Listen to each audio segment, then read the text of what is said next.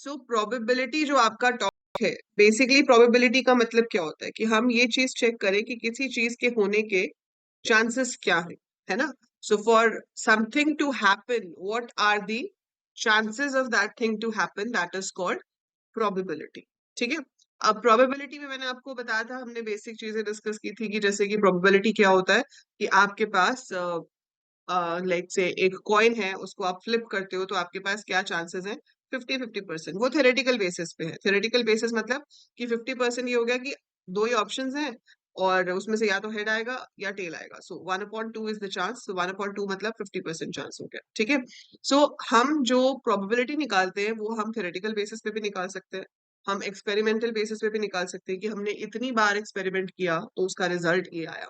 सो general probability जो होती है, that is the formula for that is number of occurrences in our desired result divided by total number of occurrences। कि जो मुझे desired result चाहिए उसके कितने chances हैं divided by total कितने chances हमने कैरी किए। जैसे कि मान लो कि आपने अभी तक कोई 10 कॉम्पिटिशन्स में पार्टिसिपेट किया।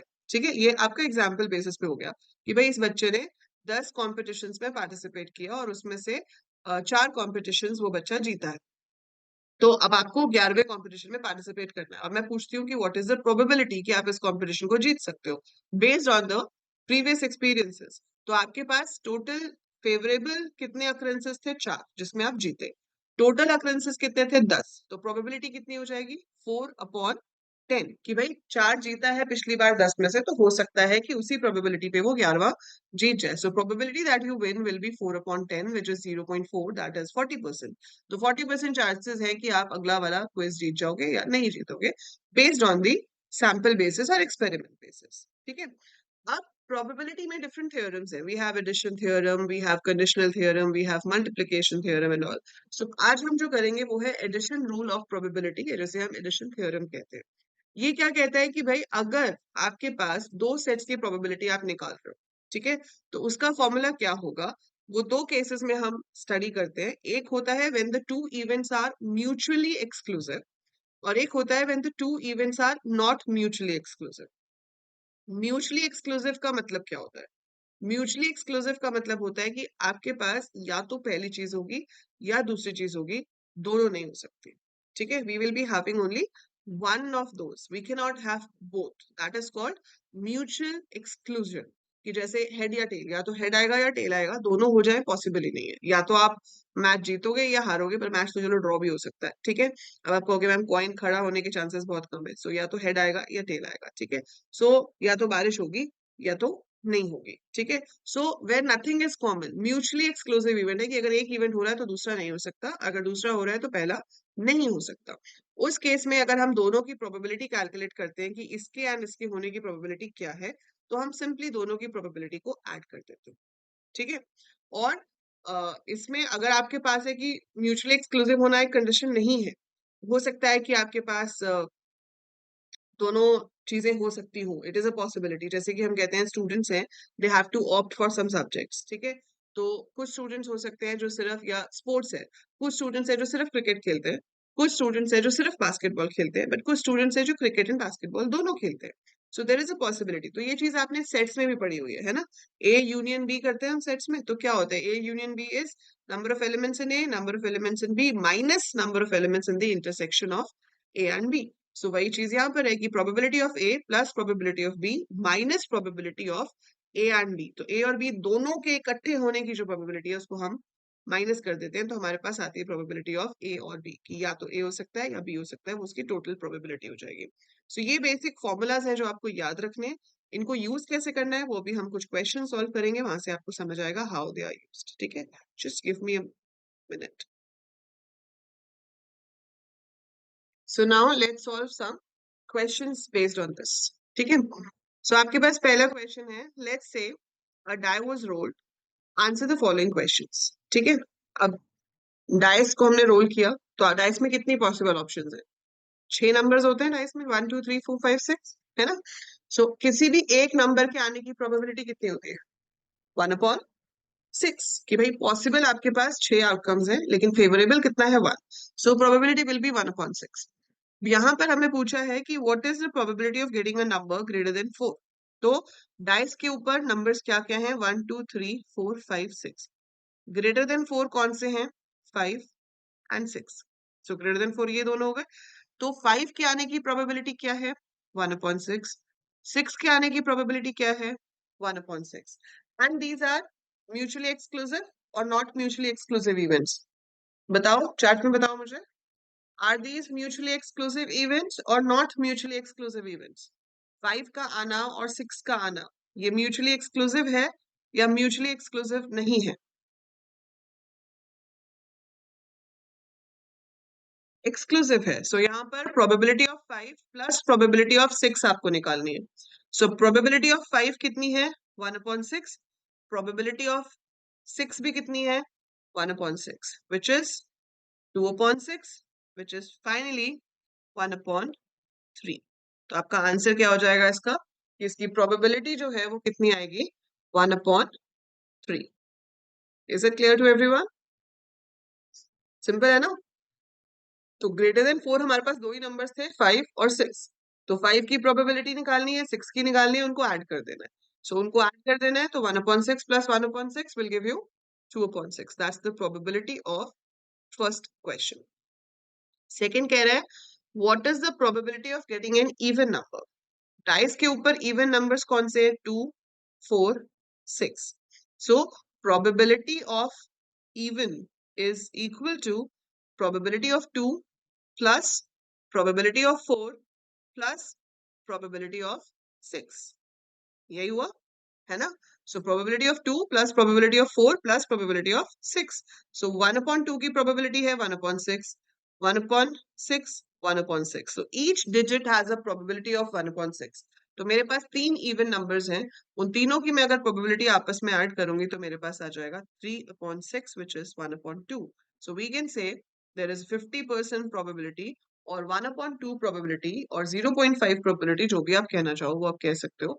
दैट इज द प्रोबेबिलिटी कि मेरे पास जो रिजल्ट होगा, ठीक है, सो मेरे पास जो रिजल्ट होगा वो 50% of the time even numbers आ सकता है, 50% of the time odd number आ सकता है। राइट? क्लियर है ये सबको? So 50% of the time I can have even number, 50% of the time I can have odd number. So that's how we solve this question with the help of addition theorem. Now we have a question. Let's say a card was drawn from a well-shuffled deck of cards. Find the probability of getting a queen on one draw.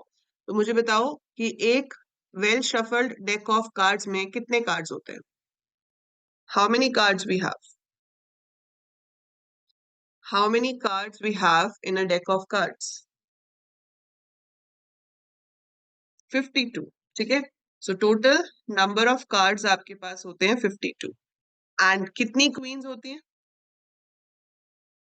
Number of queens कितनी होती हैं?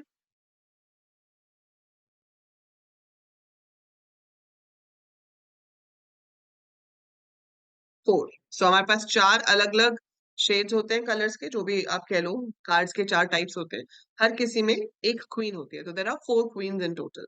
सो एक type के card के 13 cards होते हैं, उन 13 में से एक क्वीन होती है। तो उस एक क्वीन की जो प्रोबेबिलिटी होती है वो 1/13 होती है।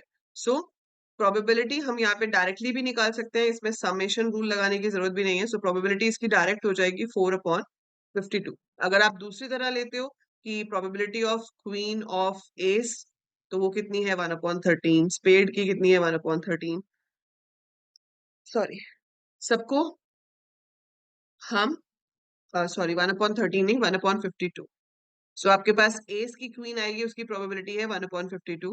स्पेड की आएगी 1/52, 1/52। अगर हम 13 में से निकाल रहे होते तो 1/13 होती, पर हम डेक ऑफ कार्ड्स में से निकाल रहे हैं। तो हम डेक ऑफ कार्ड्स में से निकाल रहे हैं, डेक ऑफ कार्ड्स तो 52 है ना। अब 52 कार्ड्स में से एस की क्वीन आएगी, उसकी प्रोबेबिलिटी 1/52 होगी। अगर सारे ही एस होते, उसमें से हम क्वीन निकाल रहे होते, तो उसकी प्रोबेबिलिटी 1/13 होती। पर हमारे पास तो डेक ऑफ कार्ड है, उसमें सारे कार्ड्स हैं, सारे कार्ड्स हैं, तो उसकी प्रोबेबिलिटी 1/52 होगी। आप इन चारों को ऐड करोगे तो भी आपके पास क्या आएगा? 4/52। सो 4/52 is the probability of your queen. So that is 1/52 13. In a way, the answer is 1/13. कि आपके पास इतनी प्रोबेबिलिटी है कि आपके पास जब एक कार्ड निकाला जाएगा डेक ऑफ कार्ड्स में से, तो वो एक क्वीन हो सकता है. ठीक है. Bag contains 3 white balls, 4 black balls, and 2 green balls. A ball is drawn with replacement. Find the probability of getting a white ball, a black ball, a green ball. With replacement का मतलब क्या है? देखो, आपके पास एक bag है जिसमें 3 white balls हैं, 4 black balls हैं और 2 green balls हैं. ठीक है. So total कितनी balls हुई? Total कितनी balls हुई?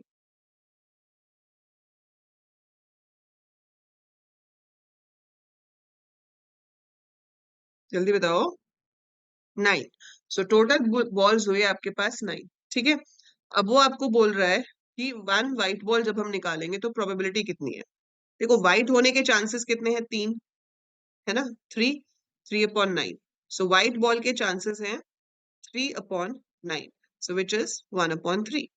अब इसमें ये लिखा है कि a ball is drawn with replacement, मतलब हमने एक बॉल निकाली लेकिन उसके बदले में एक बॉल वापस डाल भी दी.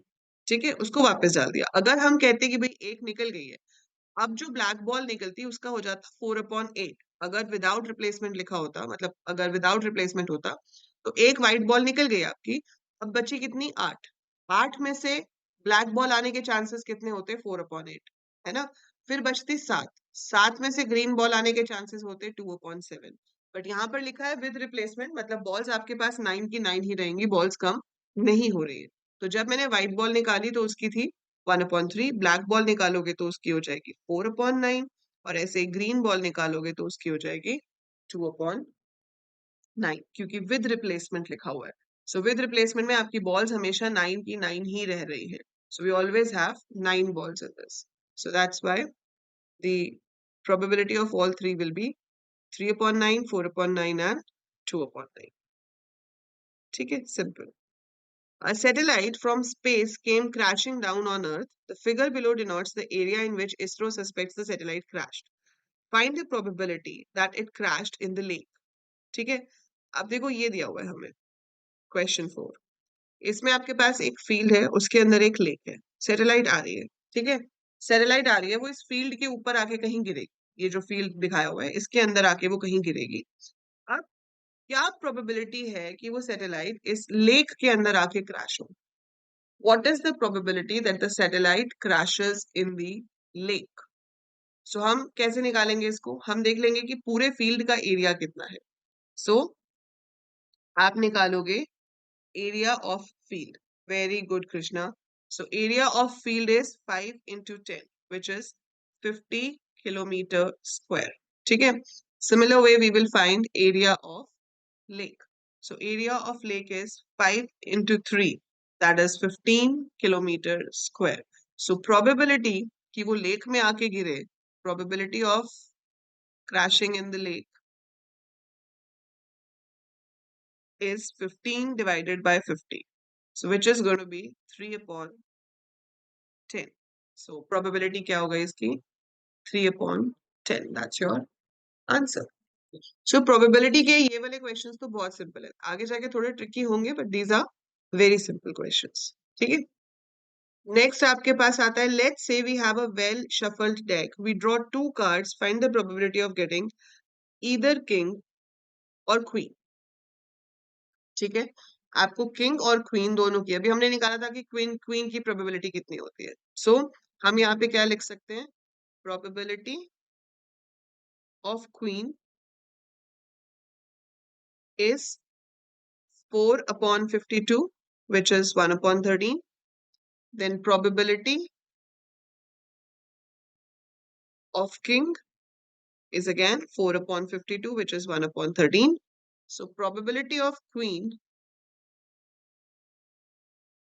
or king is equal to probability of queen plus probability of king, क्योंकि म्यूचुअली एक्सक्लूसिव है, या तो किंग आएगा या क्वीन आएगा, दोनों तो आ नहीं सकते.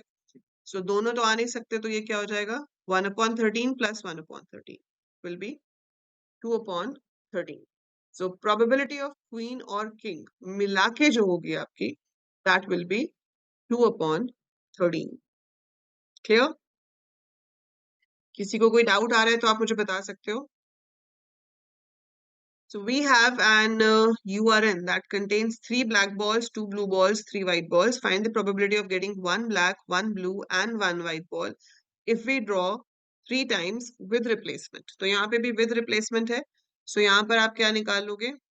Total number of balls कितनी है? 3 black, 3 blue, 3 white. 3 black, 2 blue है. ठीक है. 2 blue and 3 white. So there are 8 balls. ठीक है. अब आपके पास probability of black, probability of getting a black ball कितनी है? 3 black balls, 3 upon 8. ठीक है. Then probability of getting a blue ball is 2 upon 8. Probability of getting a white ball is again 3 upon 8 with replacement है.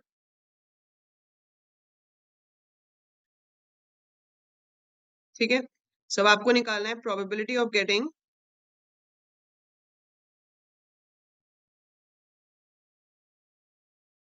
find the probability of getting 1 black, 1 blue and 1 white ball if we draw 3 times with replacement. With replacement आप निकाल रहे हो. इसमें and है और नहीं है. यहाँ पे multiplication theorem लगेगा. इसमें आपका जो है अगर हम इसमें एडिशन थ्योरम लगा देंगे तो हमारे पास इसका आंसर 1 आ जाएगा, है ना. सो अगर मैं इसको ऐड करूंगी 3 upon 8 plus 2 upon 8 plus 3 upon 8, so I will get 8 upon 8 which is 1. That is 100% आपके पास जो है वो बॉल. देखो अगर ये क्वेश्चन ये होता कि आपके पास या तो ब्लैक बॉल आएगी या ब्लू या व्हाइट बॉल तो ऑब्वियसली इसकी प्रोबेबिलिटी 100% होती क्योंकि जब उन्हीं 3 कलर्स की बॉल है हमारे पास, है ना. So we have those 3 colour balls only और हम निकाल रहे हैं तो ऑब्वियसली उन तीनों में से कोई एक तो आएगी ना. तो उसकी प्रोबेबिलिटी क्या हो जाएगी? 100%. ठीक है. सो ये क्वेश्चन जो है इसको अभी हम और लेके कर रहे हैं. एंड से मैं आपको कराऊंगी जब हम मैथमेटिकल थ्योरम करेंगे. ठीक है. एंड जहां पर आ जाता है कि you want this and this तो वहां मैथमेटिकल थ्योरम लगता है. एडिशनल थ्योरम कहाँ लगता है? जब और होता है. और का मतलब कि एक 1 बॉल या ब्लू बॉल या व्हाइट बॉल आ जाए. ठीक है. सो या ब्लू या व्हाइट या ब्लैक दैट मीन्स और का मतलब है आप एडिशन थ्योरम लगाओगे. सो एडिशन थ्योरम के हिसाब से आपकी जो प्रोबेबिलिटी यहाँ पर होगी that will be 3 plus 8, 2 plus 8 plus 3 plus 8, which is 8 upon 8, 1. 1 means 100% chance है कि जब हमारे पास हम बैग में से एक बॉल निकालेंगे तो वो या तो रेड होगी, रेड नहीं सॉरी, या तो वो ब्लैक होगी या व्हाइट होगी या ब्लू होगी क्योंकि उसी 3 कलर्स की बॉल मेरे पास है.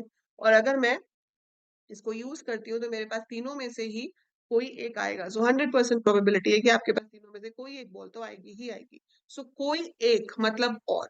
लेकिन अगर हम एंड कहते हैं कि मुझे एक रेड चाहिए, एक ब्लू चाहिए, एक व्हाइट चाहिए, सो वहां पर हमारे पास एडिशन थ्योरम नहीं लगता.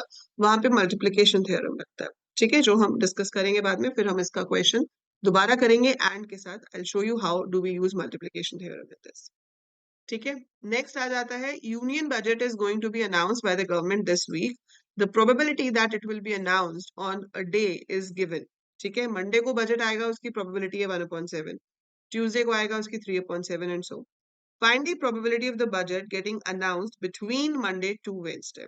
अब मंडे से लेके वेडनेसडे के बीच में आपका बजट आएगा उसकी प्रोबेबिलिटी क्या है? मतलब या तो मंडे को आए, है ना, या ट्यूसडे को आए या वेडनेसडे को आए.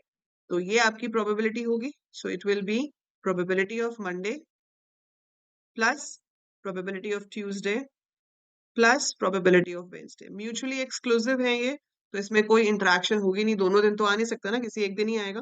तो किसी एक दिन ही आएगा तो वो म्यूचुअली एक्सक्लूसिव है. It will B 1/7 plus 3/7 plus 1/7 which is 5/7. So that's the answer. The probability will be 5/7. तो अभी तो हम सारे ही एडिशन थ्योरम के कर रहे हैं इसलिए आपको इजी लग रहा है. ठीक है. क्योंकि हमें पता है कि इसमें लगना ही एडिशन है.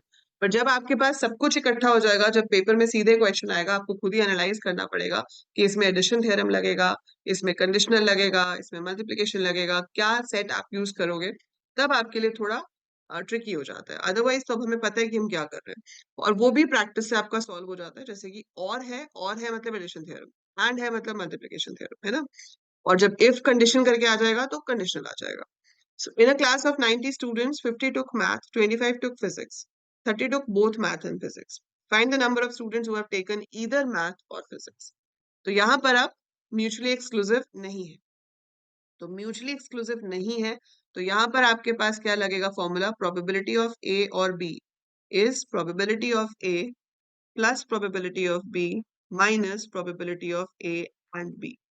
ठीक है, सो यहाँ हमें दे रखा है सब कुछ, हमें यहाँ पे दिया हुआ है कि प्रोबेबिलिटी ऑफ ए कितनी है, 50/90, कि जितने लोगों ने मैथ्स लिया। प्रोबेबिलिटी जितने लोगों ने फिजिक्स लिया, 25/90।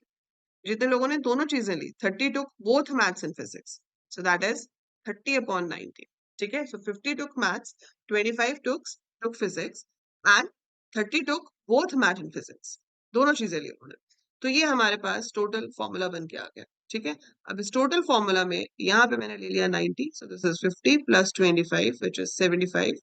75 minus 30 is 45/90, which is 1/2, which in simple words is 0.5, or you can say 50% chances are there कि स्टूडेंट के पास या तो फिजिक्स है या फिर मैथ्स है।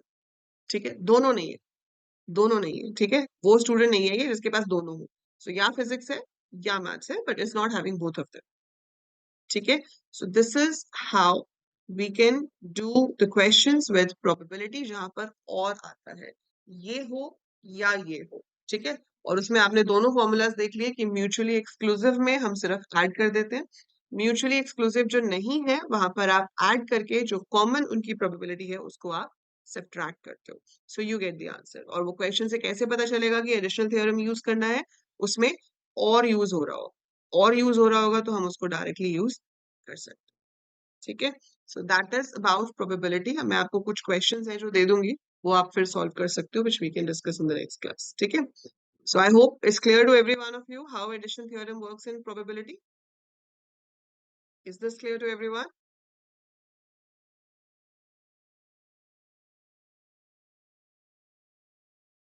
So that's it about this small theorem. ठीक है,